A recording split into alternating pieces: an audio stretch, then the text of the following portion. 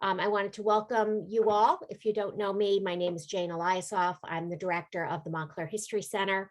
This is where I normally ask for any donations, but instead I'm going to throw a bit of a curveball in this one.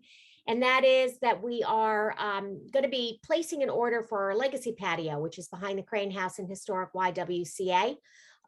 Probably within 2 weeks, maybe 3 weeks. And what that is one of those bricks that has your name or in memory of somebody or in gratitude for something. Or if you just have something witty that you want to throw in there, you can do that too. And it will be placed in the patio. The goal is to have it in the patio prior to the onset of the cold weather. So I think we're looking at a late October, early November deadline on it. We're actually talking to the vendor right now. And I believe Helen has probably put that link in the chat room. But if you miss it, you can always just go to our website and under quick links, you'll see buy a brick. And that's how you can do it if you'd like to. I'd like to introduce our speaker tonight, who is Rita DiMatteo, or DiMatteo, depending on where you're from. She's a trustee of Llewellyn Park and has lived in the park for 15 years.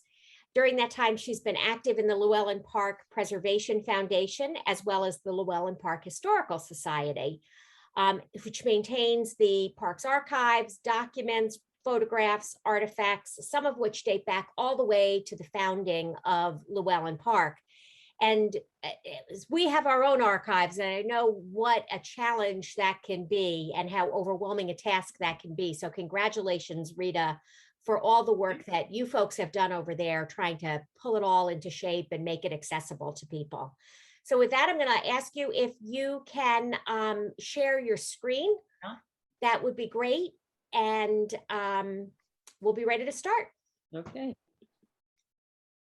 Well, good evening, everybody. I'm really pleased to be here to tell you about the history and traditions of Llewellyn Park. And there is a lot to tell. We are going to celebrate in 2022 our 165th anniversary. So there are any number of interesting ways to look at the park and delve into its history. You can consult the National Register of Historic Places, and Llewellyn Park was listed there in 1986 as the Llewellyn Park Historic District. And areas of significance are architecture, community planning, and landscape architecture. And I'll quote from the Statement of Significance from the nomination form. Llewellyn Park, begun in 1853 by businessman Llewellyn Haskel, is the first romantically landscaped planned residential community in the United States. Indebted to English antecedents, its design was influenced directly by Alexander Jackson Davis, architect of a number of houses there, and indirectly, at least, by the writings of Andrew Jackson Downing. Haskel's Park, in turn, influenced the taste of Frederick Law Olmsted and a whole generation of town planners and landscape architects. Its design virtually intact today, Llewellyn Park stands as the chief surviving exponent of how mid-19th century picturesque ideals might be transformed into reality. And you could then go on to read articles and books that are cited by author Robert P. Guter in the nomination form. Or a more lively route might lead you to my friend and neighbor, Gail, a longtime resident who moved to Llewellyn Park in 1939 at the age of 5. And Gail has lived in 7 different houses all over the park since then. And she lives here today in a house her mother built next door to Landmore, which was the home of Charles Edison, son of Thomas and Mina Edison. He was born at Glenmont. He served as Secretary of the Navy and the 42nd governor of New Jersey. Gail could tell you lots of stories, like the time she went trick-or-treating at Charles Edison's house and complained to him about the type of treats that he offered.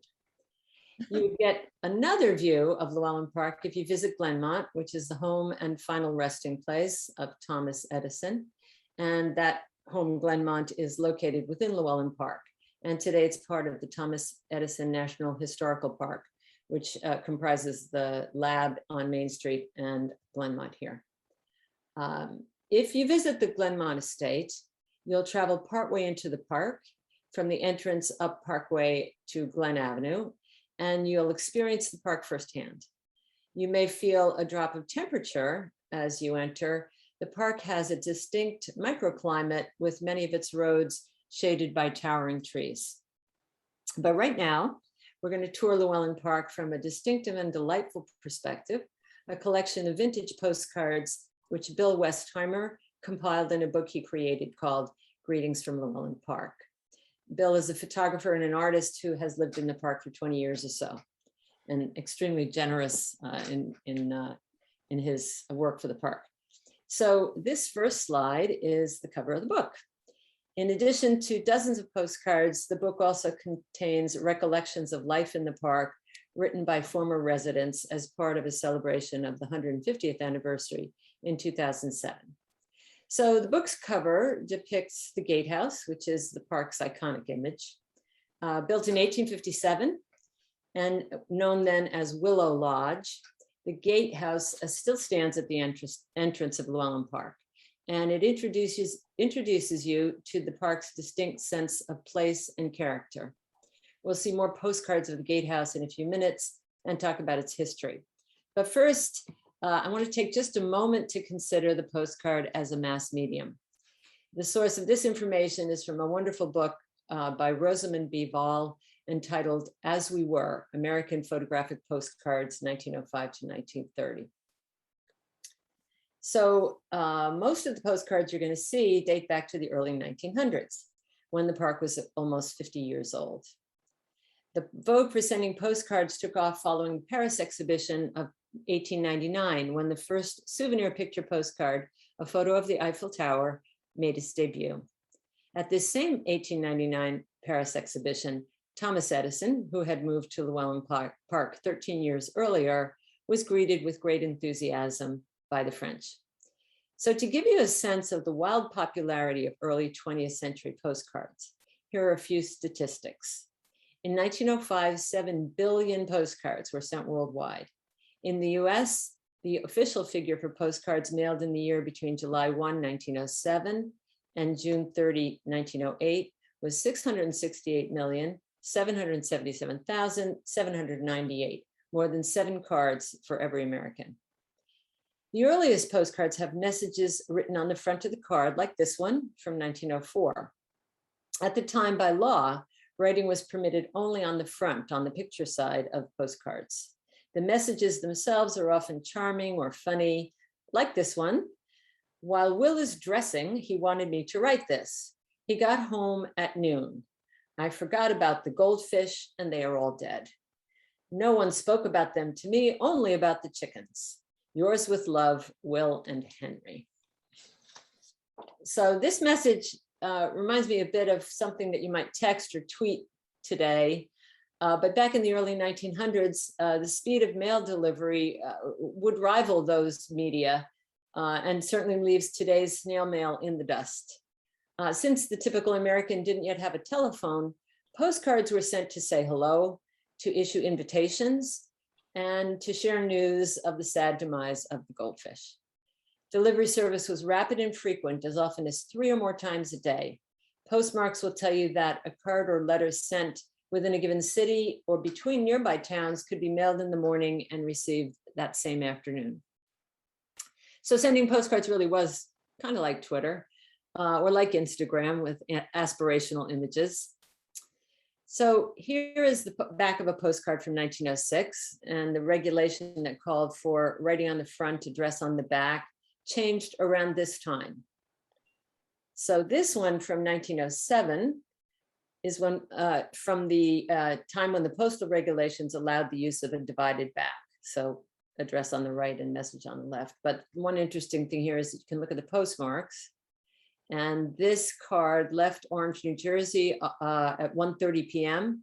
And the same day was in Mount Pocono, Pennsylvania at 8 p.m. and Swiftwater, Pennsylvania at 9 p.m. So very speedy. Now we have the front of the card for the photo or the artwork alone, with the back split between the address and the sender's message. So in 1907, the US adapted this divided back, and that was the beginning of what they call the golden age of postcards. So here you'll see a poetic message from Eva to Miss Terwilliger in New York City. And her message is, gee whiz, I'm glad I'm free. I'm as happy as a bee. I don't want no city walking. All I want is country talking. Gee whiz, Eva. And that whimsical celebration of country life versus city life will take us to Llewellyn Haskel, who founded and developed Llewellyn Park to provide what he called country homes for city people. So this statue of Llewellyn Haskel, who is the founder of Llewellyn Park, was erected by the community in 1880, 8 years after he died at the age of 57. In this image, he seems to be floating over the landscape of the park, which is appropriate because he was the visionary who imagined Llewellyn Park, although actually the statue faces outward toward the entrance on Main Street. So this next postcard is the statue as it appears in the park on the left as you enter. In the 1850s, Llewellyn Haskel was a wealthy pharmaceutical importer with offices in New York City. And he lived with his wife and 5 children in Kearny, New Jersey, at a time when cities were dirty and noisy and crowded, and the air and water were highly contagious, carrying deadly diseases. Haskel loved and was inspired by nature, as were many others in this era of the Romantic movement. In 1850, Haskel met Alexander Jackson Davis, a prominent architect and a leading designer of romantic country houses in America. Haskel and Davis shared a love and a reverence for nature, and Haskel became a client and a friend of Davis. Haskel was a successful entrepreneur, but no stranger to misfortune. After the death of 4 of his 5 children, Haskel and his wife wanted a cleaner, healthier place to live. And so in 1852, A.J. Davis suggested that Haskel visit a scenic semi-wilderness on the southeastern slope of Orange Mountain in what is today West Orange. So here, Haskel was captivated by the clean air and panoramic views, said to be a 100-mile view at that time, from the top of Eagle Rock. He purchased 40 acres of farmland there, and he built his home, the Eerie. So here is the Eerie, or Eerie sometimes it's pronounced, which, as you know, is the nest of an eagle, built in a high, inaccessible place. It was originally a farmhouse, remodeled into a residence for Haskel by his friend Davis. The house was torn down in 1924 after falling into disrepair. Changed hands a bunch of times and was owned by the county at one point and then demolished. But its spirit lives on in Llewellyn Park in the Gatehouse, which was designed in 1857 by Davis to resemble the Eerie. Haskel called this home his Villa Rustica. A.J. Davis built his own house, Wildmont, across the road. It also sadly no longer exists. Now we're going to look at a couple of images that show the landscape that Haskel encountered in 1852. A newspaper of the time calls the area a rough, shaggy mountainside. Haskel began buying the wild woodlands and half-cultivated farms on the slope below the cliff, described further in the same newspaper article as an old, tangled and disheveled spot, a wild tract of mountainous land covered with thick woods, threaded by mountain streams, pierced with picturesque ravines, rimmed and ribbed with rocks, monumented with venerable trees as old as the Pilgrim Fathers, and altogether diversified with a beautiful brokenness of scenery. You can hear the romantic sensibility in that prose, and you'll hear echoes of that in the description of the landscape that Haskel created for the park. So by 1860, Haskel had expanded his holdings from the original 40-acre farm to 500 acres with the express purpose of creating a residential park. A.J. Davis collaborated with Haskel on this residential park, as well as various other garden designers and architects, notably Eugene Bauman, Howard Daniels, and James McGall. Various sources credit Davis as the designer of Llewellyn Park, but research by historian Jane B. Davies, who also consulted on the National Register nomination for the park, studied Davis's day books and his work diaries of the period, and Davies concluded that Davis could not have been the principal designer. That was Llewellyn Haskel's vision, and he brought it to life. So if you look at this 1857 plan, you'll see the proposed layout of the park, how Haskel imagined taking this 500 acres and dividing it up into plots of land where city people could build their country homes, or villas as they were called. The popularity of villas was growing in America thanks largely to Andrew Jackson Downing, who was the foremost landscape designer and horticultural writer of the time, and also a friend of Davis. So Downing's writings set out precepts for the placement of houses in the natural landscape, and his writings certainly influenced Haskel. One particular feature of Haskel's park was related to Downing's prescription for open space. There were to be no fences separating the houses and the park. This was an informal agreement intended to retain the overall impression of a single unified country estate. Downing prescribed hedges or shrubs rather than fences. Of course, we do have fences in Llewellyn Park these days. Back in Downing's time, they didn't have the deer that we have now.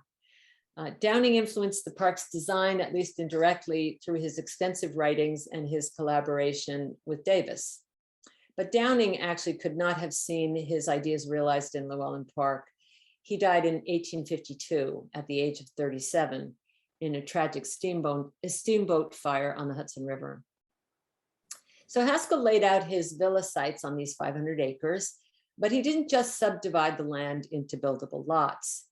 He created a new kind of residential community that had nature at its heart. He took the wild landscape we saw earlier and he crafted it in a painstaking and skillful manner to produce a unique place to live. A retreat for man to exercise his own rights and privileges in harmony with nature, as he put it. And I always think that sounds a little bit like a blend of capitalism and transcendentalism, which he was a transcendentalist among other beliefs of the time. Haskel designed the park using all of the topographical and hydrological elements in the landscape, the ravine that cut through the land and the watercourse that ran from the top of the mountain here all the way down to the entry. So the bottom of the map here reads, Llewellyn Park and villa sites on Eagle Ridge in Orange and West Bloomfield, New Jersey. So I think West Bloomfield is now Montclair. Property of L.S. Haskel, 500 acres of land divided into villa sites of 5 to 10 acres, each with a park of 50 acres reserved for the exclusive use of the owners of the sites. So this 50-acre parkland, which you see here on the map, this runs from the entrance all the way up almost to the top of the property. This 50-acre parkland here is labeled Llewellyn Park. Today it's known as the Ramble.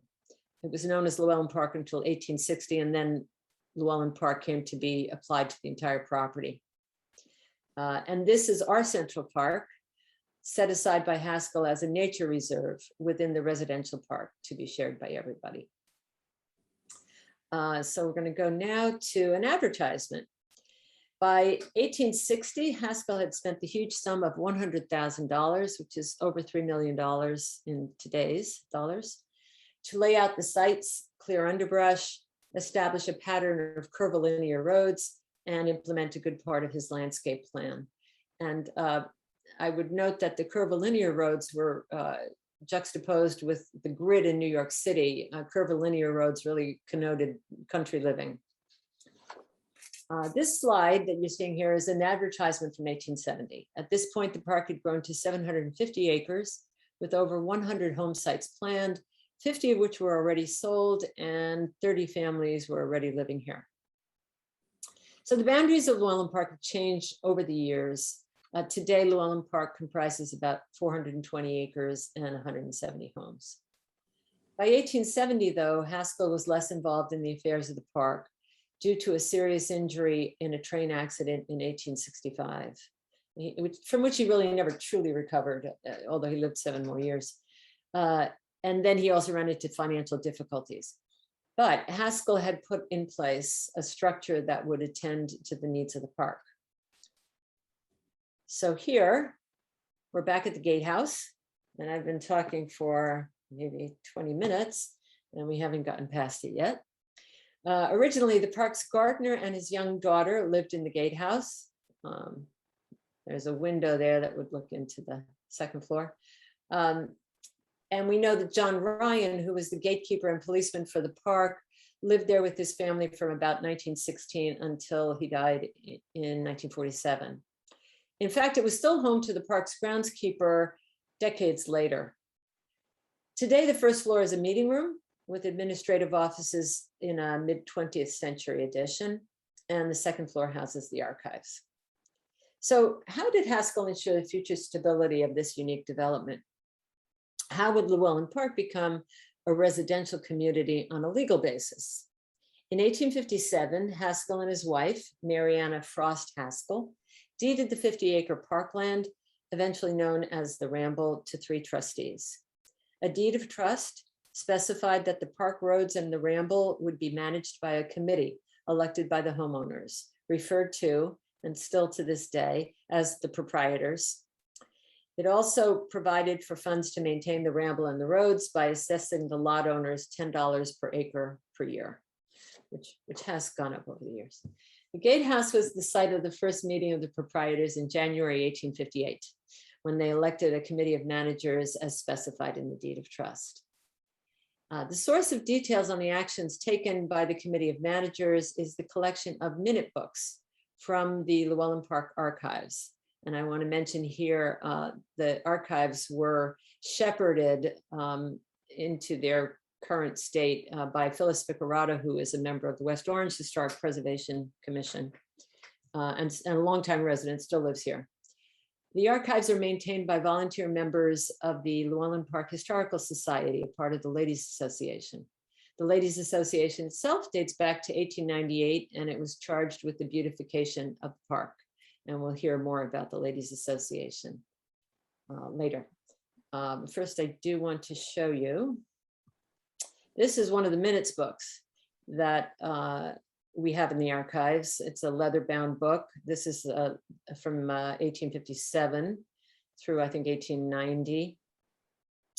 And here are the first 2 pages, minutes of the lot owners of Llewellyn Park, January 11th, 1858, and signed by A.O. Moore, who was the secretary of the committee of managers.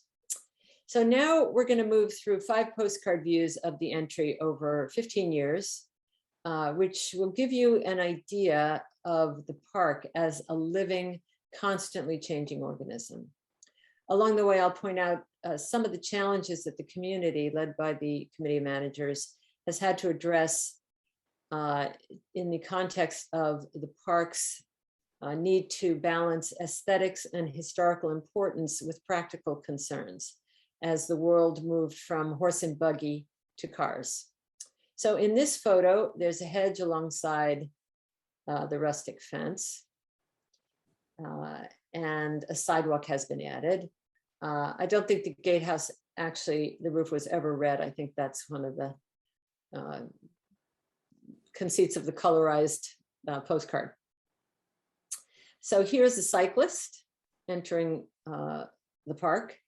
Today we have 2 lanes in and out, and the entry lane has to accommodate the proprietors' cars, the guests, deliveries, which there are many these days, and visitors to Glenmont who check in with the guard at the gate. So the design of the entry is constantly being reevaluated in light of functionality needed for modern conditions. Note also the covered porch here, which leads into the building, that is now closed up to provide a place for the security guards, and it has heat and air conditioning. So in this next slide, I'll point out on the right, the Stone Swale, which is channels the water runoff. I know you have those in Montclair too. I've seen them Myrtle Avenue and other places. So the Stone Swale is one of the defining characters of the landscape, defining characteristics of the landscape of the park. When the park repaved its roads between 2010 and 2015, efforts were made to retain the characteristic road edge treatments, which are swales and bluestone curbing. So here you see the stone wall, which exists today, although it has been rebuilt and repaired over the years. It's just raked and repointed recently. Another fact about the roads in the park is that these are private roads, so Llewellyn Park is responsible for maintaining them. And you can trace the history of the maintenance of the park's infrastructure to 1867, when the minutes from the Committee of Managers meeting itemizes expenditures for road repairs, macadamizing, graveling and stone guttering, stone culverts, iron gratings, rustic work, shrubbery, transplanting, etc., together with wages, total expenditures, $1,454.97. So if you look at the minute books, beginning with the first meeting of the Committee of Managers and continuing all the way through to the present day, you'll note two key aspects of the park's history. First, the commitment by the managers and the proprietors to maintain the park's physical integrity. And second, the challenges of financing maintenance and improvements, which of course goes with low density of development. By 1873, there were 45 families residing on roughly 750 acres.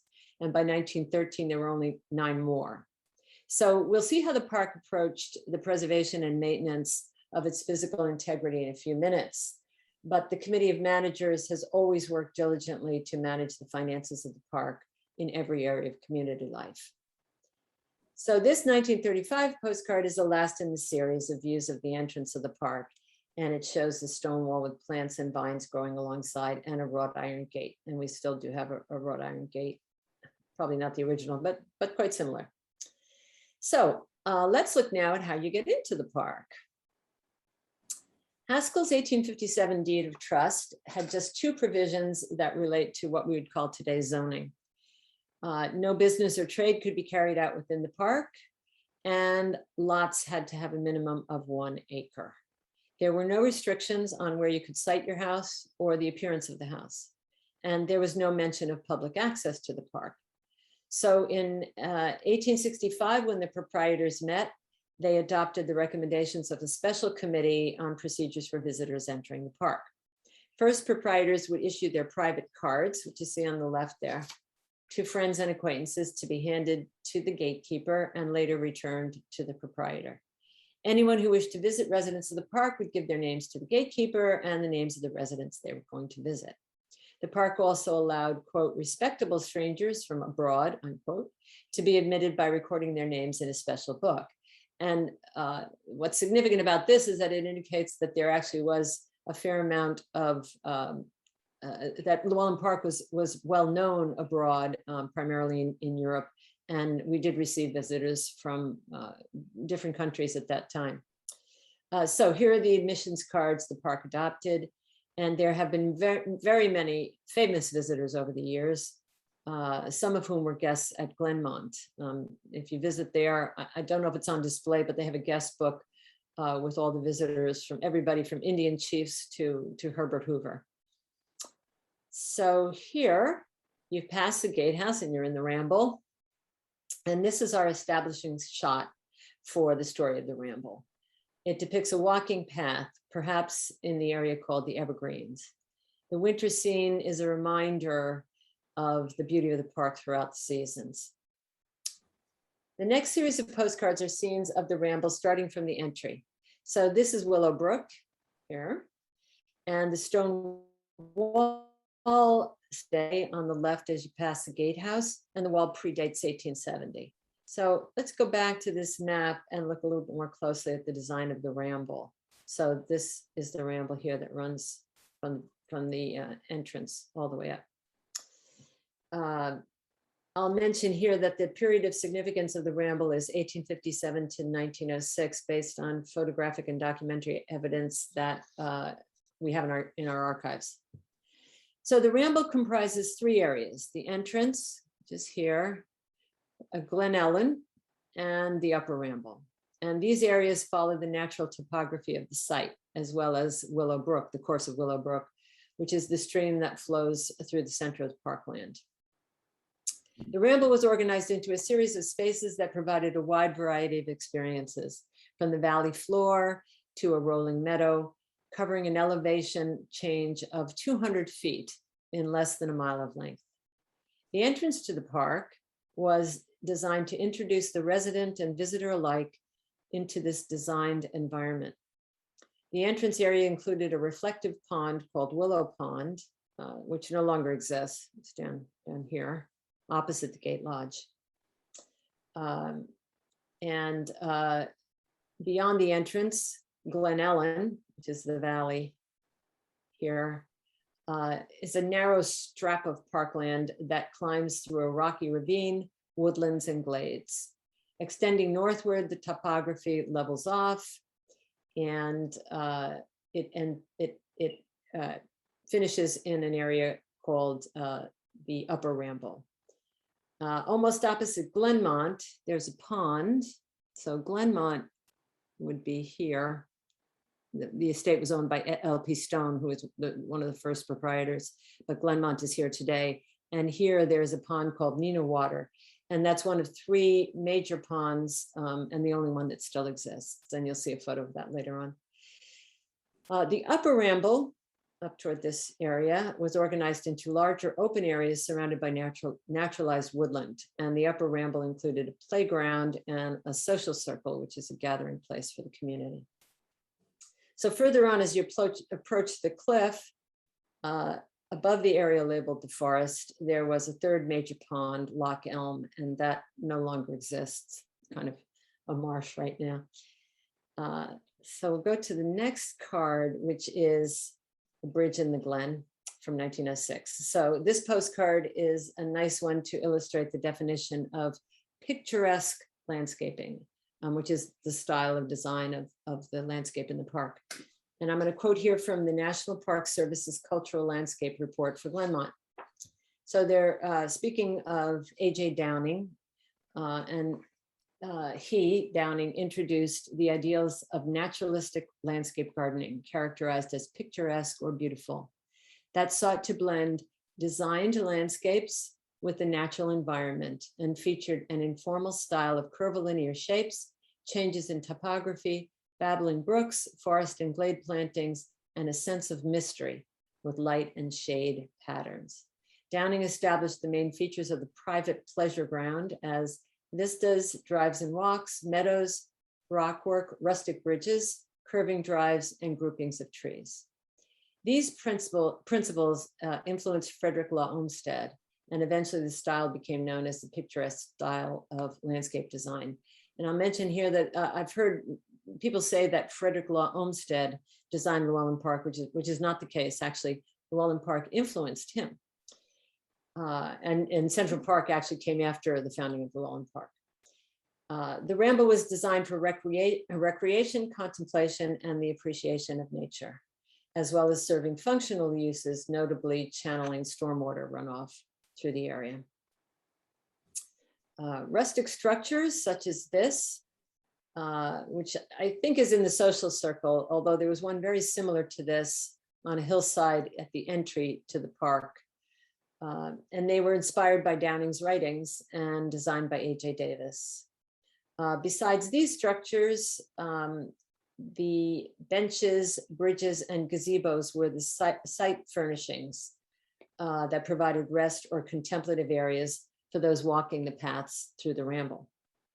So none of the originals exist, but the park has commissioned replacements of similar rustic character constructed by the craftsman David Robinson, who also worked in Central Park, and they embellish the Ramble today.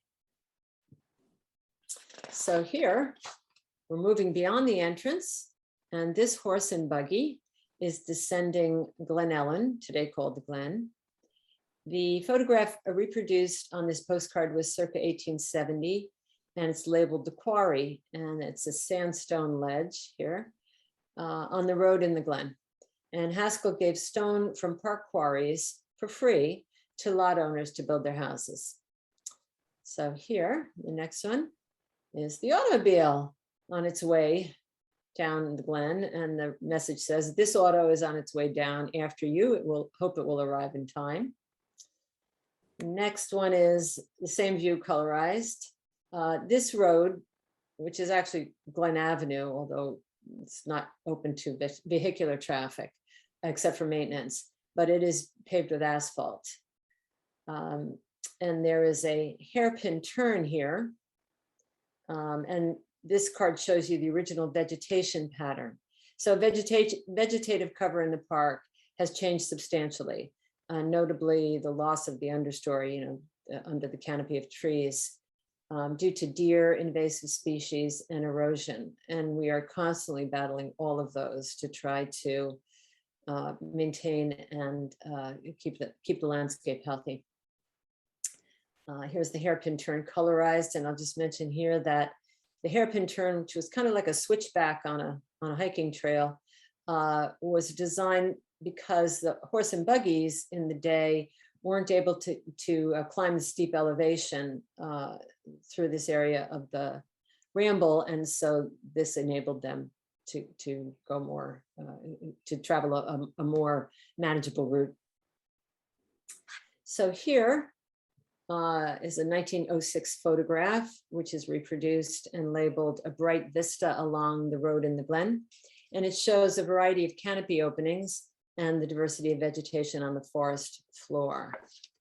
This view shows the rustic fence that follows the course of the stream, and there are underground culverts under the road that cross where the stream crosses. And we have actually reproduced these fences in the Glen, in the Ramble. Next slide is from a 1906 photograph labeled "The Spring, Llewellyn Park." And it shows the character of a water feature with a bench, exotic plantings in pots, and a marble spring head here.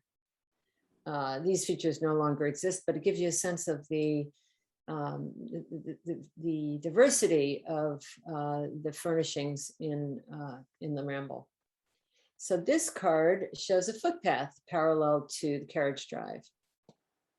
By 1879, there were 3 miles of walking paths, and they wind their way through these areas of beauty.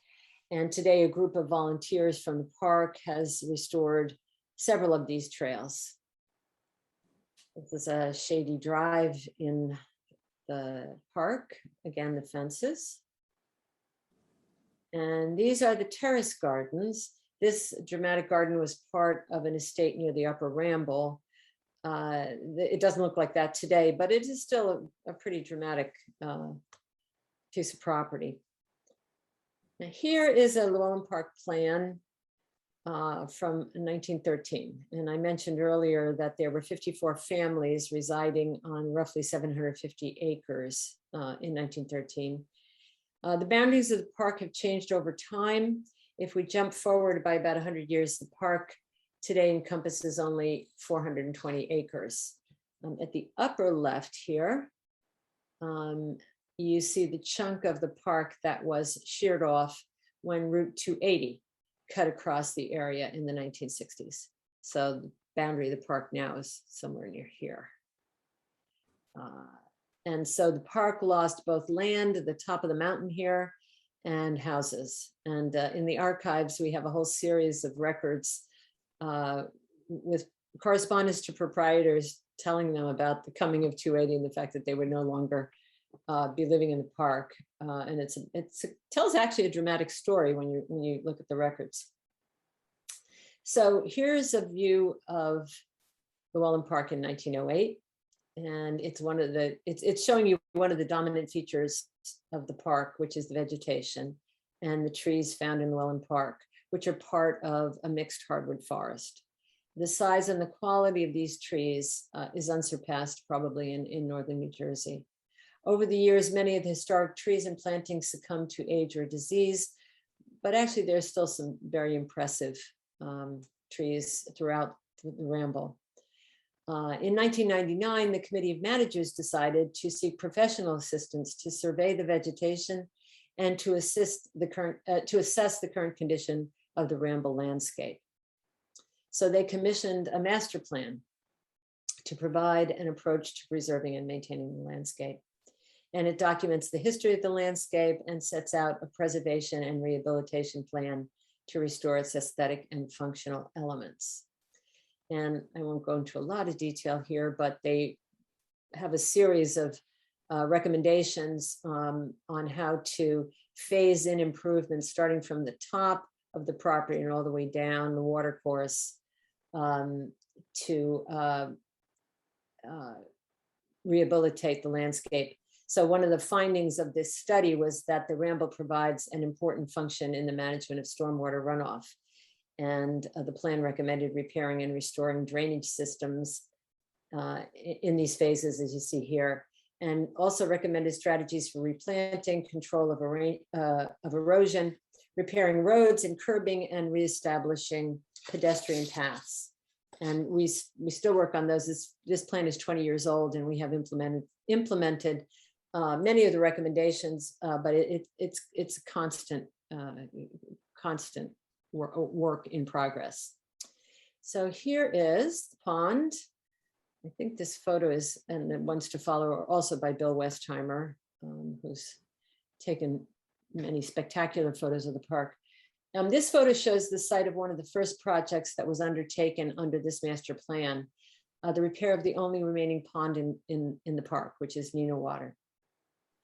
As this project was being completed, the members of the committee managers, realizing the focus and the resources needed to implement the master plan, formed the Llewellyn Park Preservation Foundation, which is a 501c3 not-for-profit organization whose mission is to preserve and protect the historic structures and landscape of the Ramble and to educate proprietors and the public about the history and traditions of Llewellyn Park.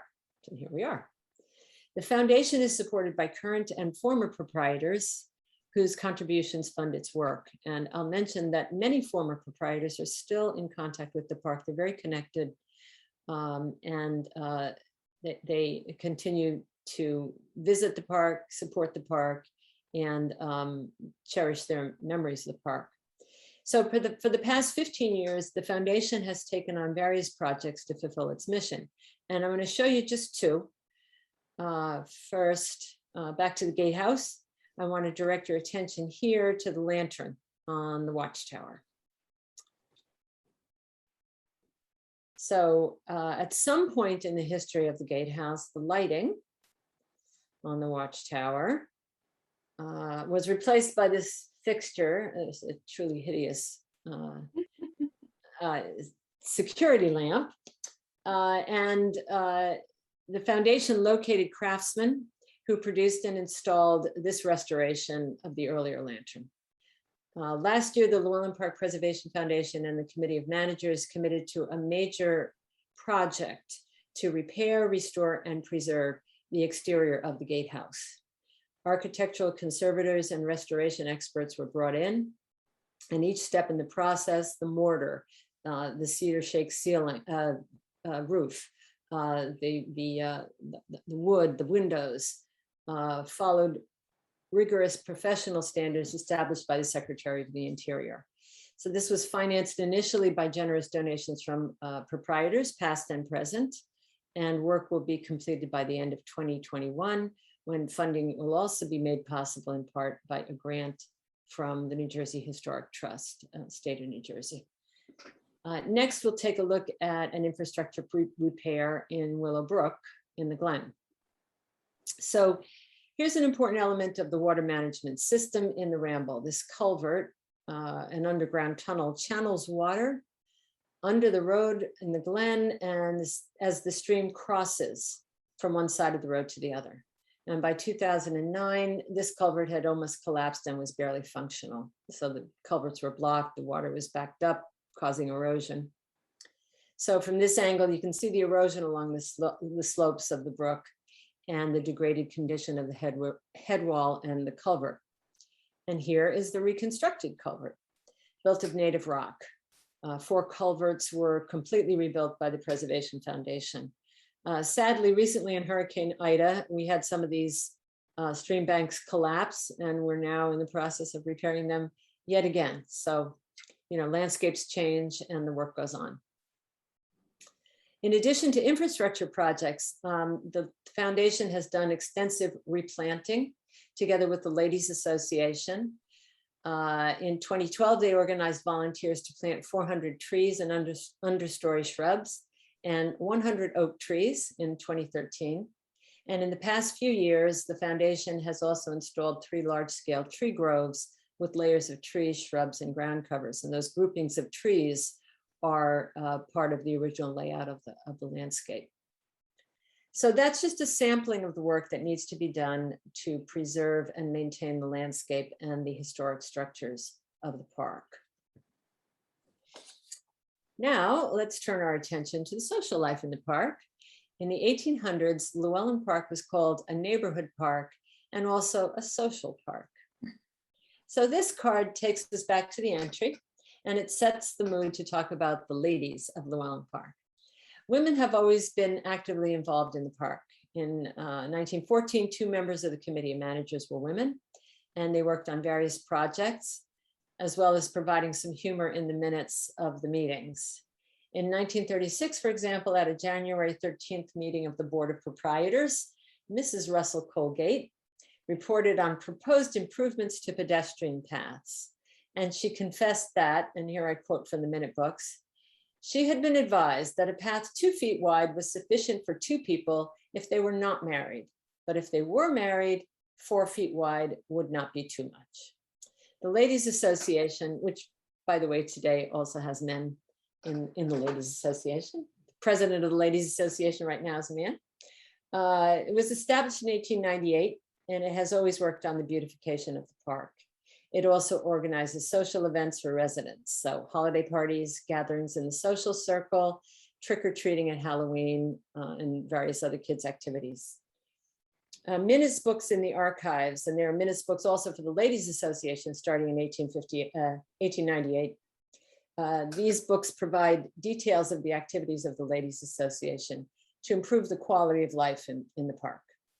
In the handwritten notes from the meeting on June 6, 1902, we see Mina Edison, Mrs. Thomas Edison, in attendance, and we hear that she is concerned about, quote, fast driving, unquote, in the park. This was a persistent problem. In 1925, Mrs. Edison suggested that a speed limit be set for motorists and a fine be laid on all who disobeyed. And discussion followed, but no action was taken. That does happen still today in our meetings. Mrs. Chubb suggested adding white lines at dangerous curves. Speeding and whether or not to add road striping to our winding country roads remain hot topics in the park today. At a meeting in 1927, there was, quote, a general discussion of burglars, stolen cars, loitering cars, cars at night, boys with guns, shots through nursery windows, ladies breakfasting on verandas, having pheasants slain at their feet, making one feel that life in this park is becoming a perilous joy. And Ryan, the sole defender of the populace. So Mr. Ryan was the policeman and the sole defender of the populace. So from the minutes in May 1926, a motion was made to replace the bike that Mr. Ryan rode to patrol the park with a motorcycle. And Mrs. Merck objects because it would be too noisy. But as you'll see on the next slide, here's Mr. Ryan in 1932, and obviously Mrs. Merck lost her battle. This photo reproduction was donated to the archives by Ryan's grandson, who was named Glen after the Glen in the park. In other Ladies Association meetings, the ladies expressed concern about roaming cats and dogs. In 1927, Mrs. Theodore Edison, so children of Edison who also lived in the park, says it is dangerous to walk up the hill. So there were always these concerns about how to keep people safe from motorized vehicles. Let's look now at the site of many social events in the park. Many are held in an area that is known as the social circle. And here's a photo, also by Bill. This gazebo at the center of the social circle was built by the Ladies Association in 2000. It actually is not exactly the structure that was there in the 1860s, but it's similar in feel. Today, the gazebo is the site of Friday night pizza parties for the kids, and there's a children's playground just beyond the trees, made of wood. In the early years of the park, the annual May Festival was held in the social circle. And here's an 1861 engraving from Life Illustrated, a New York newspaper published from 1854 to 1861 that takes you there. These days, there's some talk in the park about rebuilding the Maypole, which you can see was the centerpiece of those festivities. So that's a quick look at the common areas and social activities. There's also a lot to be seen and said about residential architecture in Llewellyn Park. There are 31 surviving buildings built before 1900, including several designed by A.J. Davis, the Gothic Cottage, Castlewood, Turton Terrace, and the Byerly Kerr House. But we're going to look today just at one of them, one of these prominent homes in the park in this next slide. So this is Glenmont. When Thomas Edison was looking for a home for his new bride, Mina Edison was his second wife. His first wife had died. They had 2 children. And Mina Edison was 20 years, I think 20 years younger than Edison. So when he was looking for a home for his new bride, one of the largest estates in Llewellyn Park was on the market, and that was in early 1886. Designed by Henry Hudson Hawley, Glenmont was built by Henry Pedder in 1879, and he lived there until 1884, when it was discovered that he had built this home with funds embezzled from New York City department store Arnold Constable. And the house was bought by Arnold Constable and Company for $1 as a part of restitution. So Mr. Edison bought Glenmont in 1886 with 2 parcels of land, totaling 13.54 acres and including the house, barn, cow stable, and chicken house, greenhouse complex, cultivated lawns and gardens. I've already paid $125,000 in addition to all the home furnishings for $1. And you should go to Glenmont to get the real tour. I think the mansion itself is closed these days, but you can go on the grounds, you can go to the garage, I believe those are open. Check the website, the Thomas Edison National Historical Park website. So this house color that you see here is one of the colors that the house was painted over the years, but here in the next slide, sometime between 1914 and 1917, Glenmont was painted the brilliant brick red that you see today here. This is the Conservatory at Glenmont, and here you see the potted palms and greenery that reflect Mrs. Edison's interest in plants. Mrs. Edison presided over afternoon tea here. And you can go in the greenhouse and see, I think there actually are some plants that are the next generation and beyond of ones that Mrs. Edison put in place there. So here are some West Orange scenes. Our Gatehouse here, Glenmont here, and Edison's lab here. Edison bought Glenmont because of the beauty of the park, the ease of travel into New York City, which is in about 1 hour in transit by train, but also because it had a 2-acre meadow nearby that was well suited to construction of his lab. So this is on Main Street in West Orange, and also a great place to visit. I think some of the buildings there are open right now, and it's a great tour. So here we are at the lab on Main Street. And these next 2 slides are nice examples of how a charming postcard could be used as an advertisement for the phonograph. So the Edison Phonograph, the most delightful entertainer of the present day, at a trifling cost and without effort on your part, will bring to your home the means of gratifying the desire for music possessed by all. One of the rooms in the lab at Glenmont is a recording studio, and there were many illustrious names of the day who recorded there. So here's a bird's eye view of Orange, New Jersey, and it was made from a photograph from 1906 labeled "A Glimpse of the City of Orange from Llewellyn Park." And this is St. John's Church and Columbus Hall here in the center. So I'm going to finish up by quoting again from the newspaper, The Independent, April 23rd, 1865. So the writer, speaking of Orange, New Jersey, declared, and I quote, "This drowsy beetle-bug New Jersey town knew not what a treasure it possessed until a stranger came who had an eye to see what God had made and man had neglected, and who, content to be a wild thought crazy by less sane men, at last by long labor, carved into it a comeliness which now wins all men's praises, making, if we may say, a shrine of beauty at which that much chided, long-erring genius loci, that muddy-footed evil spirit called New Jersey, is at last forgiven and restored to favor." So thank you for that, Mr. Haskel. And that's the end of the tour. Thank you for coming along on the postcard tour of Llewellyn Park.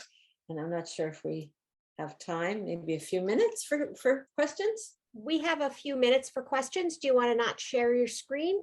Ron mentioned that the base of the statue that you talked about was done by Stanford White, which I didn't know. Oh, yes, I think I've seen that. I'll have to add that. And he then questioned whether the source of Willow Brook, is it visible and easy to reach? Is it in the park or outside the park? Oh, I'm going to confess my ignorance there. I'm not sure, but I'll have to find out. Okay. Somebody else mentioned that she's visited Edison's lab in Glenmont, and both are fascinating, which I completely agree with.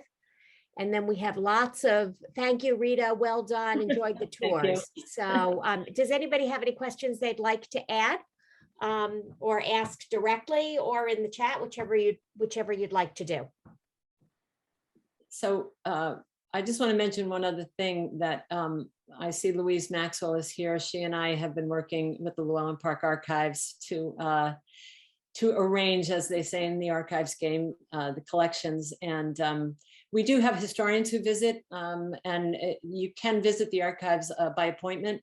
Just last week, I had a historian who's working on a book on the Edison families. So it is a source of a lot of interesting and wide-ranging material. What's the biggest threat to the park today? Kim asks. Well, you know, maintaining the structures and the landscape takes an enormous amount of effort. I mean, the biggest threat that we're seeing now may well be climate change, in the sense that these most recent storms wreaked a lot of damage in the park. In the Ramble, I mentioned there was some collapsed culverts, but also some of the curbings and the swales were destroyed by the rushing water. So like every place, we are coming to terms with that. And in fact, when we did the restoration of the Gatehouse, actually the conservators, is a well-known architectural conservator firm, Jablonski Building Conservation, who worked for us, and they recommended that we size up the gutters. So the gutters, even though they don't look outsized, are larger than the ones that were there before, just to accommodate perhaps what will be more heavier storms. Interesting. Yeah. Very interesting. Any other questions or thoughts? I have a quick question. Kathleen. Rita, wonderful presentation. It was fantastic. Thank you so much. My question is around the postcards, which I found completely fascinating. And I wondered, when you said the explosion of postcards was happening and so many people were using them and sending them, how did you, they were so personal to a neighborhood or an area, how would you go about practically like buying a postcard? Would you go down to the store to buy it, or? Yeah, I can't answer that exactly, Kathleen, although I would recommend that book called As We Were by Rosamund Vall, because she goes into that. But people would take photographs and then they would have them reproduced on cards and they would send them. And there's a whole series in your book of examples of how people did that. And so I know that we've been collecting these postcards of Llewellyn Park over the years. And some other people have also, lent their collections so that we could photograph them. And so the diversity of those cards is really staggering. But I can't really authoritatively answer that, but check out that book. And you think it was probably some of the proprietors possibly that lived there that took the pictures too? Yes, actually in 1870, there was a series of photographs done by a photographer, Frank Jewett, for the park. And a number of the photographs that you see in the postcards were part of that collection. So definitely that would have been a part of the picture, part of putting those together.